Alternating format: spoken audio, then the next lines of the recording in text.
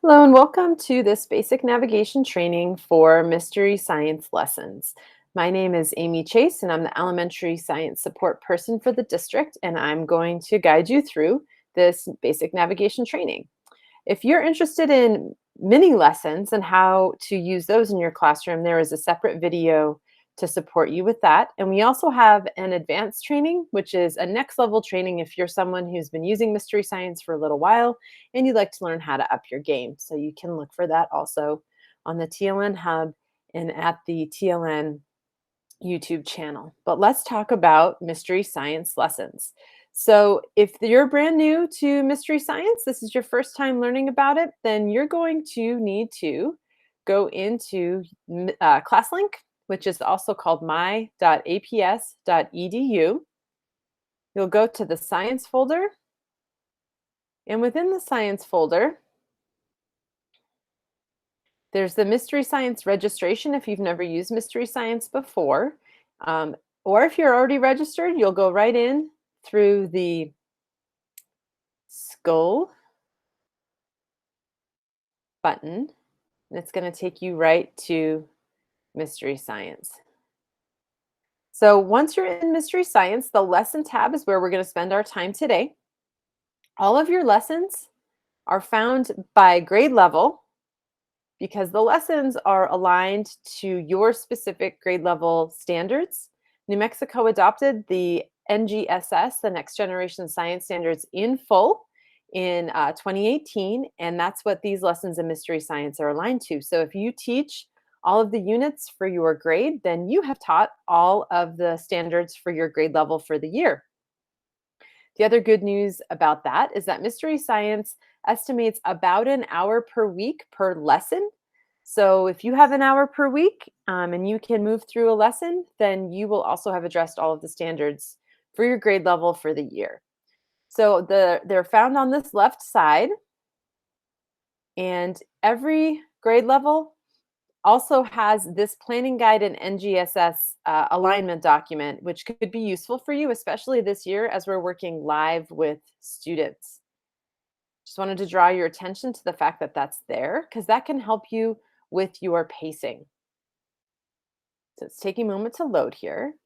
But you can see when you click on the one for your grade level, you can also tab through to other grade levels if you'd like to see what's happened in the years before or the years coming up for your students. Or if you work in a multi-age class, it's also nice to be able to access all the grade levels that you work with.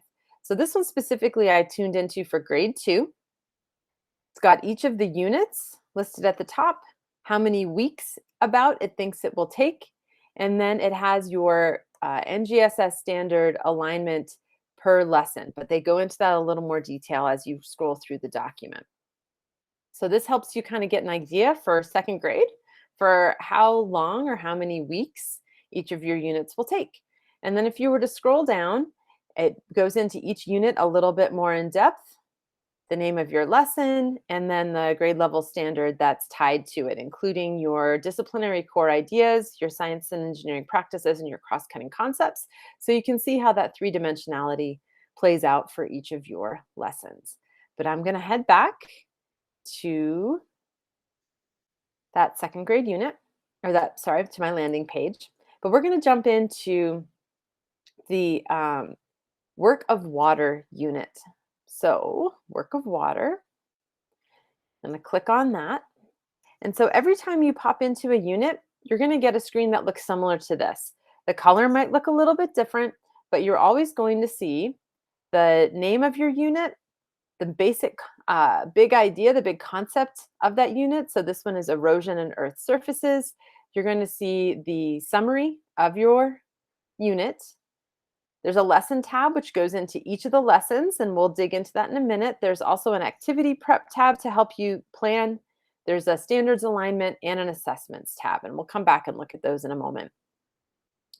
So you can see that it moves through each of the lessons. This one only has 4 lessons, and you can see that each lesson has as we're on this page, it lets you know about how many minutes for your exploration component, and then about how many minutes for your activity component. You can see they're about 55 minutes to an hour, depending on the lesson.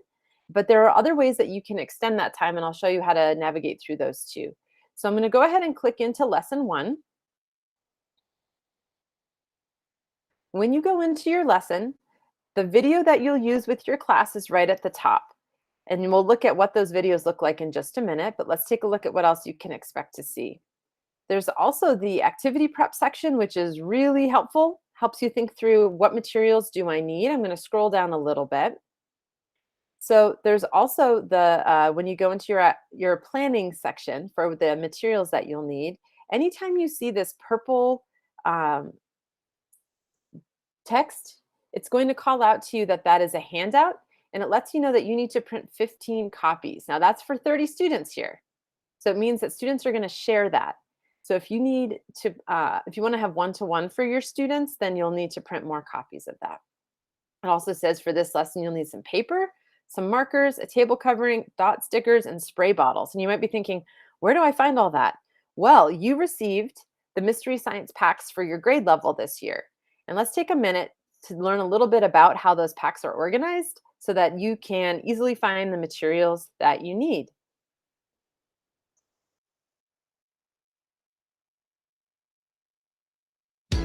Hands-on science is essential in helping kids ask and answer their questions about the world.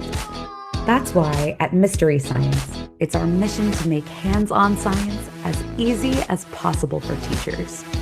And now, we're making prepping even simpler with mystery packs. Supplies are organized by lesson, so teachers can grab and go. Lessons are sorted by unit and boxed by grade level.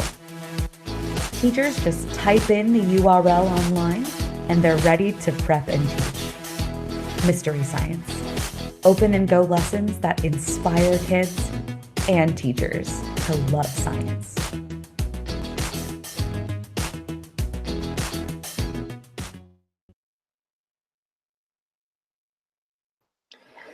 So you would find in your second grade box, you would open it up, you would find this unit, work of water, then you would go and open that box and you would find the material specifically for lesson 1. So you would find your spray bottles, you would find your dot stickers in that bin, in that bag, and then you would be able to find what you needed for this lesson. So that's how those packs are going to support you through your lesson work. Also on the lesson landing page is a space for you to choose how you want to share this lesson digitally. If you're choosing to do that, Mystery Science students never log in. So there is a student link that you could share either through Google or Seesaw, 2 of our approved platforms. You probably don't have a Canvas page for your students, but you could do it that way too.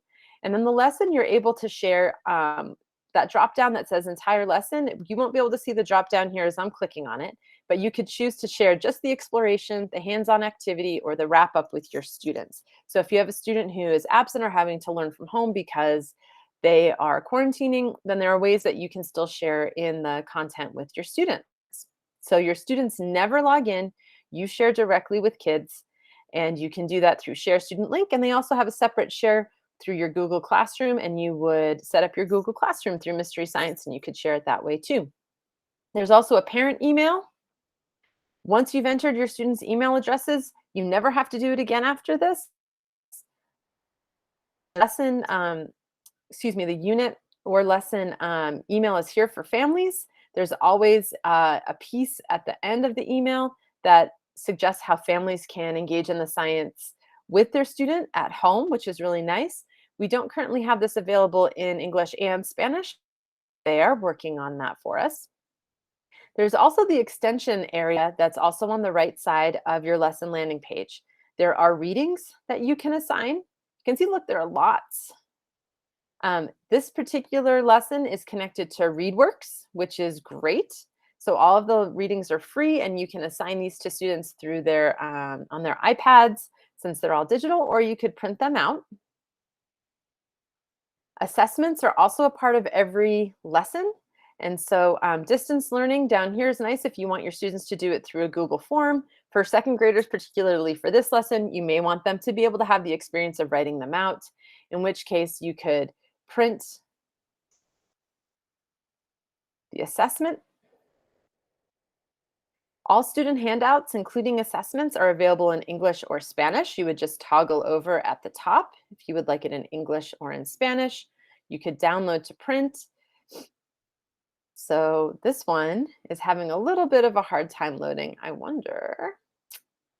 Here, let's just see. So you can see there are questions in which students would write their responses. They mirror what we expect our students to see in the New Mexico Assessment of Science Readiness, where there's a phenomenon and then they need to respond to a few different types of questions. Sometimes there's multiple choice. This one has 2 short answers. So they look a little bit different for every lesson, which is great because it keeps it novel and fresh for students.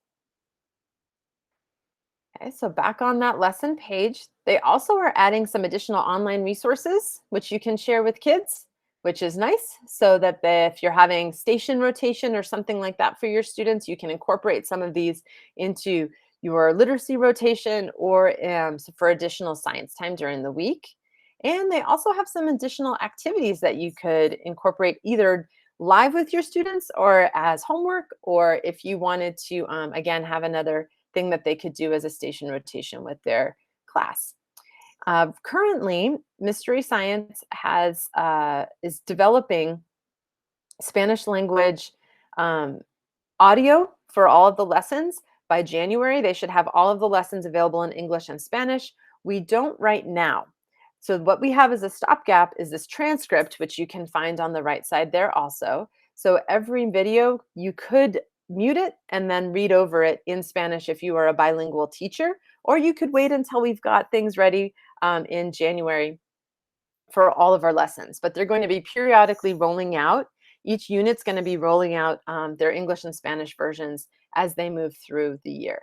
So I'm very excited that Mystery Science has heard feedback from our teachers and is ready to jump in and engage in that work so all of our students can have access to Mystery Science in the bilingual classrooms. Okay, lastly, the other piece I want to show you in this navigation is this download lesson. Many of our schools in City Center, where I am too, often have very slow Wi-Fi. So to prevent issues with playing the lesson for your students, if you download it, then it allows you to play it directly from the downloaded version. You don't have to rely on the streaming. So my recommendation is when you do download it, it's going to open a new tab. Just leave that tab open until you are ready to do your lesson with your students, because the download process can take some time, especially if you already have some spotty Wi-Fi. So it could be something that you could even do at home and then bring your laptop into school if you have better service at home. Okay, so let's dig into a lesson. So the share button is also found here. So if you feel like you need to share this lesson with your students digitally, part or in whole, then that option is available there. Whoops, I got it started a little early. Hang on here. So I'm going to back out. So the lesson comes in 3 phases. There's always the exploration, then there's the hands-on activity, and then there's the wrap-up at the end. So this allows you to chunk up this lesson into multiple days, or you could do it in one big chunk. It really depends on what's going to serve you and your students best. You will have a co-teacher. His name is Doug. You're going to meet Doug in just a second, and he's going to help you and your students walk through the science, walk through the procedure for the hands-on activity, and I'll show you what that looks like. So I'm going to mute myself so that we can hear Doug in.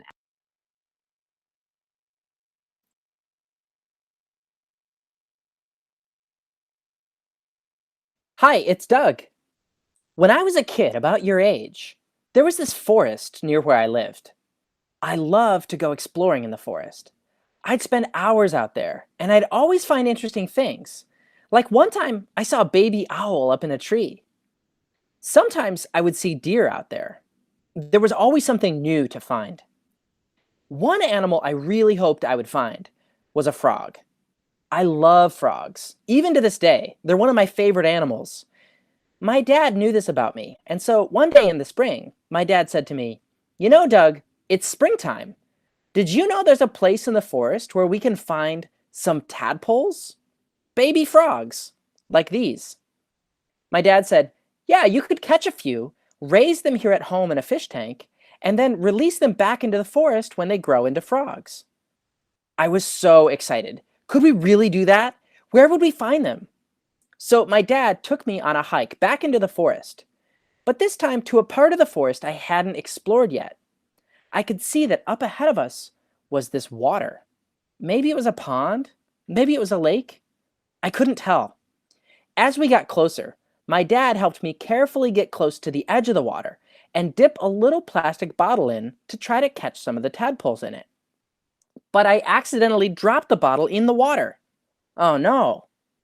Well, that's okay, I said. I think I can get it back out of the water again using a stick. But as I went to do that, that's when I realized the plastic bottle was moving. In just a few seconds, it had floated a few feet down from me. I had to run after it. Finally, I caught it. But that's when I had noticed for the first time. The bottle had moved because the water in this place was moving. I hadn't even noticed that before. I said to my dad, "Dad, why is the water doing that? It's moving."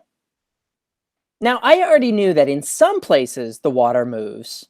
Like, I'd seen waves at the ocean before.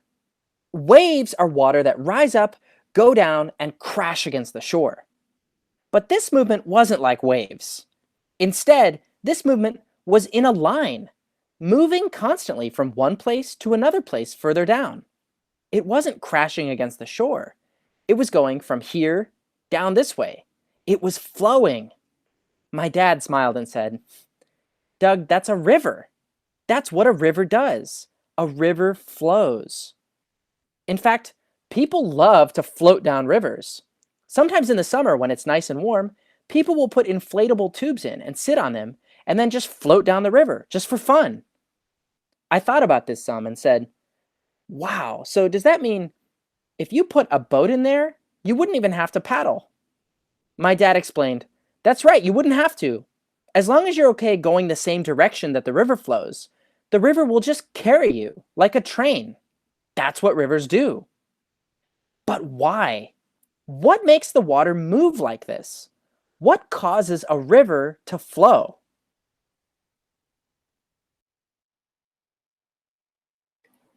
Okay, so every lesson starts out like this. Doug introduces some sort of phenomena, some big question, and then the students have an opportunity to discuss. So as a teacher, this is where you're thinking ahead. How do I want to group my students so they can have these conversations?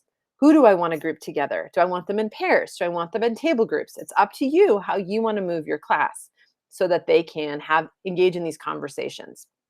Also thinking about, do you want to make space for some kids to share out? Do you want to record some of their thinking? So this is the place where Doug's getting you started, and then you're using what you know about your students to be able to make sure they can access this content. So here's a place where students will discuss in the exploration phase, and then Doug is going to continue with the students after they've had their small group or paired conversation.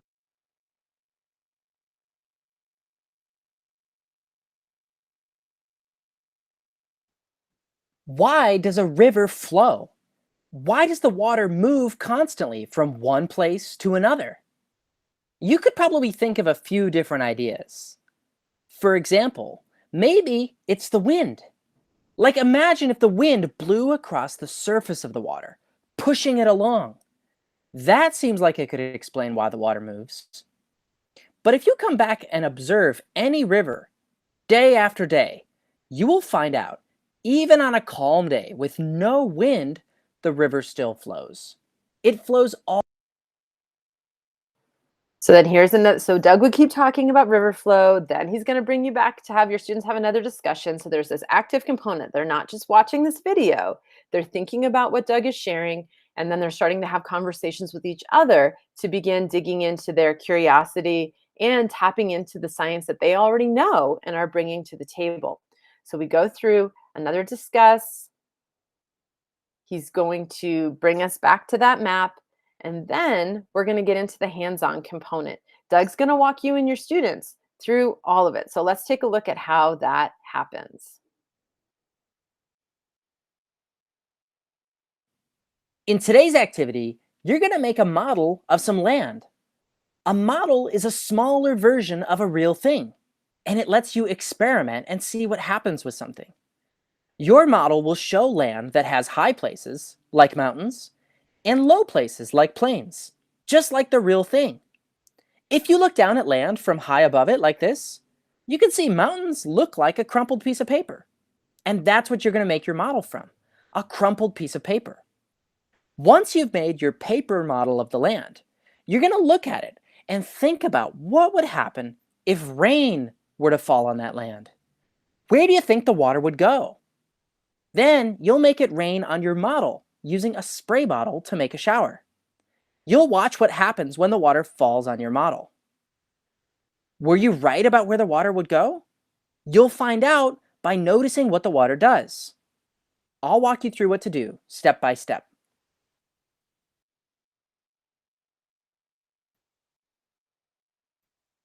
If you're in a class, find a partner.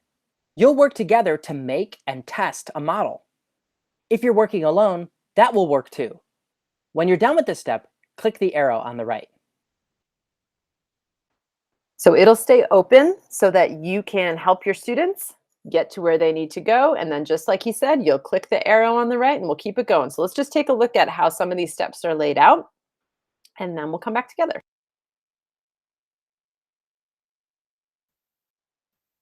Cover your workspace with plastic. If you'll be spraying outside, you can skip this step. Get your supplies. Each group needs one set of these things.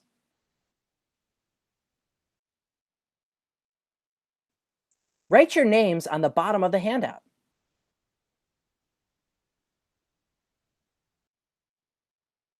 Decide with your partner who will be the fist and who will be the crumpler. If you're working alone, you can do both jobs. Fist, make a fist. Crumpler, stack two pieces of blank paper on top of each other. This will help you make your paper landscape in the next step. Crumpler, crunch both pieces of paper over the fist and wrist like this. When that's done, fist, pull your fist out, and crumpler, crumple the paper more.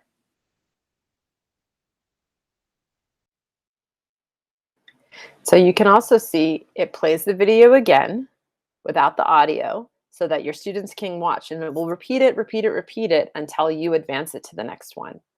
So I'm going to go ahead and keep advancing it till we get to, actually, no, I'm not going to show you all of the steps. We're not going to do that, but this is how you would move through all of the hands-on component.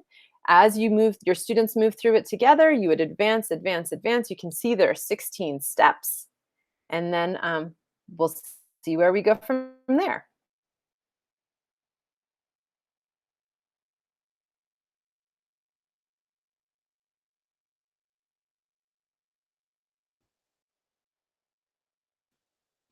It's time to make it rain. Give your model 5 sprays, no more than 5.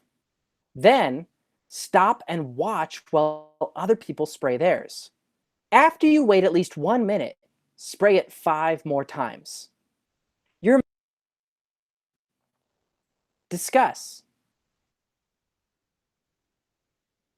So your students have done the hands-on work. They've observed other people's models. Now they can talk in their groups. Again, this is where you'll decide how do you want your students grouped? Do you want them to talk as their pairs, their table groups? Do you want to have a whole group conversation? How do you want to engage students in the scientific discourse? So you can use these questions. If other questions you think are better for your class, use those too. So this is a great opportunity for them to build their discourse strategies.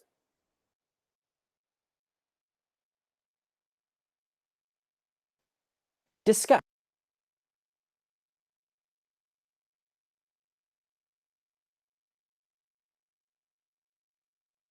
And now here we are at the wrap up, which is going to tie everything together.